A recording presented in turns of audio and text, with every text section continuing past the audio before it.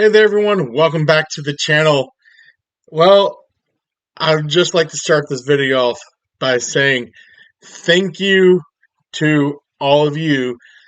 Thank you for all the views, for all the new and old subscribers. And hey, you know what? If you're someone new and you like this kind of content, please throw a like on the video, hype it up, share it with friends. And if you're actually someone new, please hit that subscribe button. I greatly appreciate it. Tomorrow, well, since this is actually going to be released tomorrow, I will go ahead and say that today is my birthday. Yes, as since you are watching this video, I will officially be 44 years old. Very old. A lot of people are saying, "Aren't you too old to be playing video games?" No, I want to be one of these people that's like their grandpa, still playing around with video games. I'm sorry, as long as it's possible and financially feasible, I want to be playing games, and I want to be sharing that with all of you. If you choose to watch me, if this channel can go on for that long, I don't know how long it will, but thank you for joining me for this wild ride, and I can't thank you all enough. I greatly appreciate it all, like every single one of you. So, with that out of the way, we're going to get right into this video. So, I finally finished this amazing remaster here, which is the Lunar Remaster Collection. I had played my very first introduction into the Lunar series was here with Lunar Legend, which is technically Lunar Silver Star Story. So this here, Eternal Blue, was completely foreign to me. I knew it existed, but I had never played it. But if you've played Lunar Legend, you know that everything is just like a stationary cutscene, or not cutscene, but a picture. It actually doesn't have any of the animated cutscenes like these do. So I was getting to experience those and the voice acting for the very first time, and it gave so much.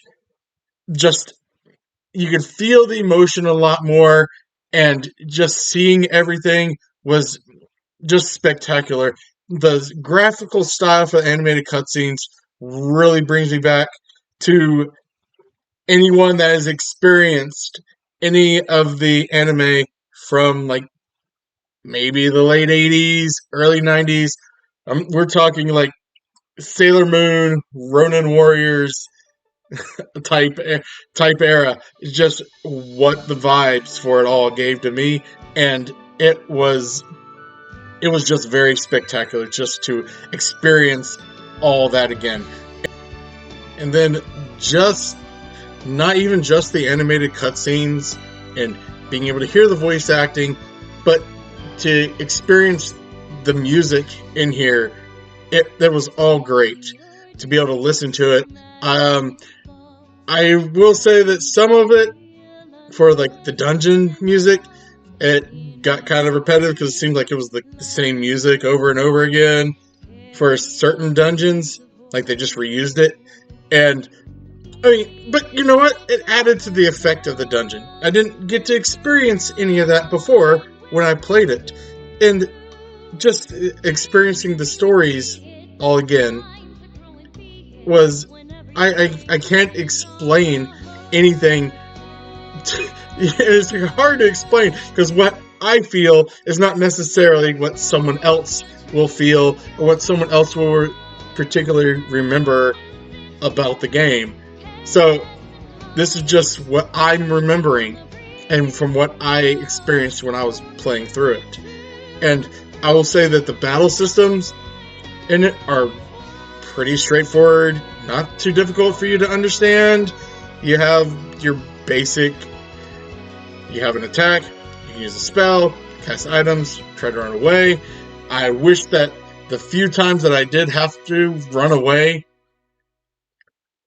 they had succeeded a little bit more, because there was a lot of times which I really needed to run away, kept trying, and it wouldn't let me.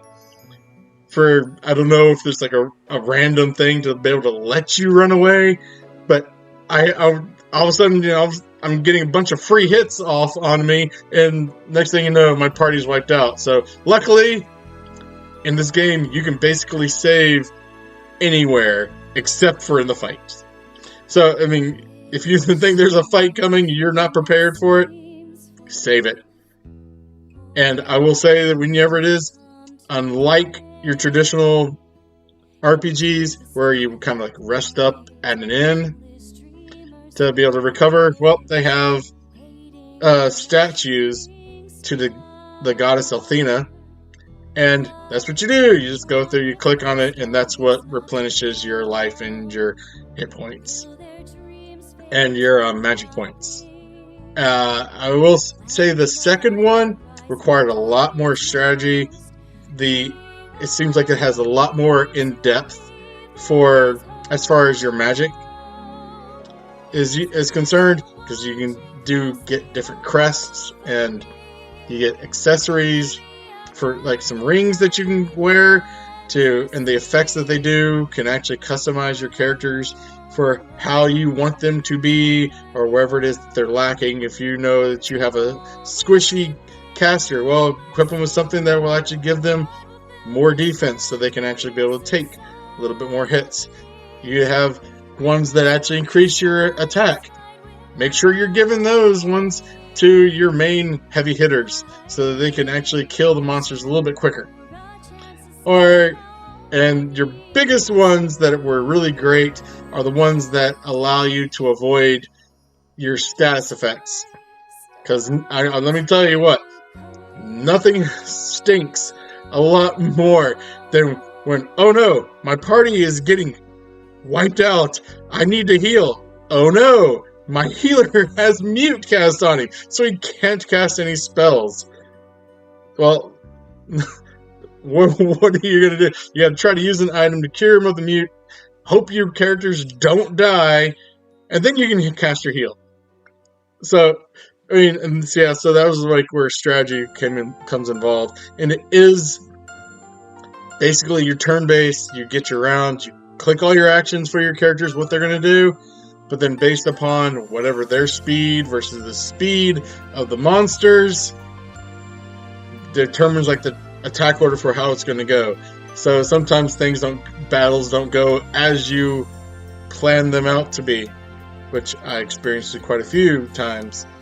And yeah, I just can't go through and state everything about thing. I will say the one thing I did not do is I did not use mainly like they had, I want to say it was like formations where you could go through, customize for just like, okay, well, I want all my characters to just defend, or I want all my characters just use regular attacks. I did use that in the very first one. And the second one, they didn't really have that. They had like an AI mode, which once you clicked that, then the AI takes over and just starts attacking, which would do a lot of things that I really didn't want them to do. So I didn't really utilize that function very much. I prefer just to actually take control and say, okay, you're going to attack, you're going to use a spell, you're going to heal, you are going to move away from everyone and defend. And yeah, so it was just all, but it's basically pretty easy to understand, and it has like little tutorial things if you kind of want to. It's slow to introduce you to on how the basics. So this is it was a very experience. So, and of the two, I will say the story-wise, for some reason, I connected more with the Lunar Silver Star story. The Eternal Blue is slightly harder. I died a lot more in this one than I did in the first one.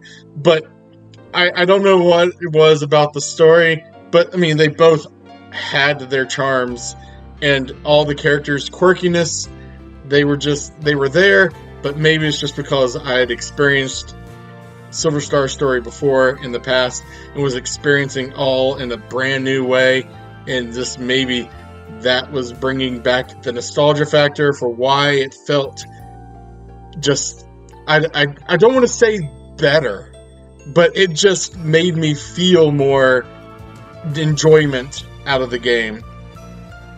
And I will say, Eternal Blue, towards the very end, it not necessarily grindy. There were a lot of fights towards the very end, and I was like, man, another fight, just trying to actually run away and avoid some of the fights, because every single fight that I would get in, you're having to heal up all your people because they're taking so much damage, which I was like, wow, this is the end. I mean, of course, that was the epilogue, so obviously a lot more. It's optional. But when I finally beat through it, it was just such a sense of accomplishment to actually finally see the true ending, get all the feels from that when the credits started rolling. Yeah, I felt so relieved. I'm sorry. I can't explain to you. I really don't want to get into anything and try to spoil anything for the people that have not experienced either of these, but if you have the opportunity, I would highly recommend picking up the Remastered Collection. It is an amazing game. Everyone who enjoys RPGs, especially from this era, you should probably pick this up and just experience it for yourself. I mean, don't take my word for it or anyone else's word for it. Experience it for yourself, see if it is for you, because everyone's taste is different. I played it on my Switch too, because obviously, why would I play it on the Switch when I have the Switch 2? So I don't know if there was any differences between the Switch and Switch 2, but I didn't have any issues, ran perfectly for me, and just the sound quality and everything involving with the game was, it was just all unique, very charming, and just a must experience for anyone who claims to be an RPG fan. If you're a Lunar fan, experience it all again.